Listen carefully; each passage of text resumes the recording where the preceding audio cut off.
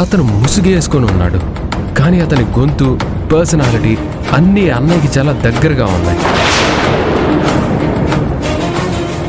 అలాగే ఈరోజు పార్క్ దగ్గర డబ్బులు తీసుకోవడానికి వచ్చిన వ్యక్తి, నీతో పెనుగులాడిన వ్యక్తి బాడీ లాంగ్వేజ్ చూస్తుంటే అచ్చం అన్నయ్య బాడీ లాంగ్వేజ్ లానే అనిపిస్తుంది.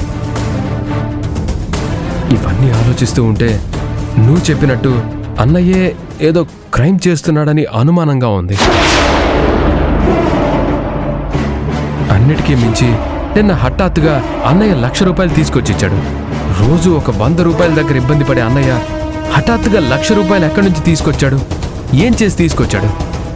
అంటే బావగారు కనిష్కతో చేతులు కలిపి ఇవన్నీ చేస్తున్నారు అంటున్నారా?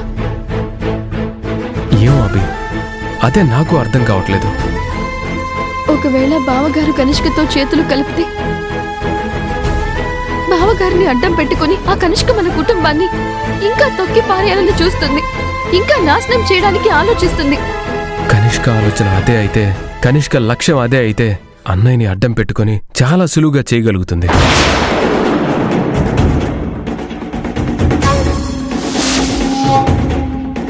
రాహుల్ బాబు, నాకు మళ్ళీ మరొక అనుమానం మొదలైంది. ఏంటది? ఒకవేళ రాజీవ్ బావగారు కనిష్కతో చేతులు కలిపితే కనిష్క డబ్బులు కొట్టేయడానికి బావగారు ఎందుకు ప్రయత్నిస్తారు?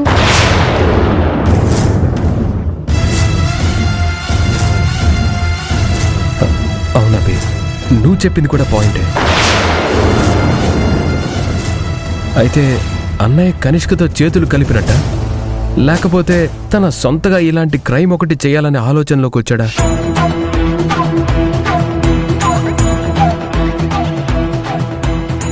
ఏమో రాహుల్ బాబు, మనం ఎక్కడో ఏదో లాజిక్ మిస్ అవుతున్నాం, ఎక్కడో ఏదో పాయింట్ వదిలేశాం. అవునబి, ఏదేమైనా ఈ మధ్య అన్నయ్యలో చాలా పెను మార్పులు వచ్చాయి. అవన్నీ ఊహించుకోలేని విధంగా ఉన్నాయి.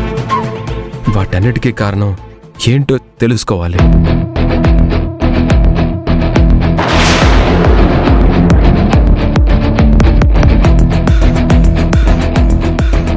అవునండి, బావగారి మీద ఒక కన్నేసి ఉంచితే మంచిది.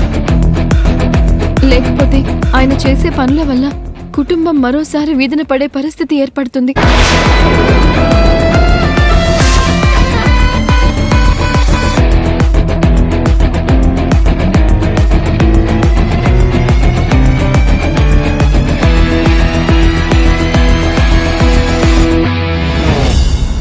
వీళ్ళకి నా మీద అనుమానం వచ్చింది అంటే ఇకపై నా మీద ఆలోచన పెరుగుతుంది.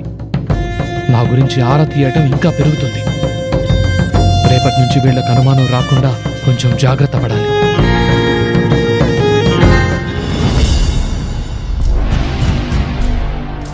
ఎస్ఐ చెప్పిన దాని ప్రకారం నా ప్లాన్ గురించి తెలిసిన వాళ్ళే నా డబ్బులు కొట్టేసే అవకాశం ఉంది.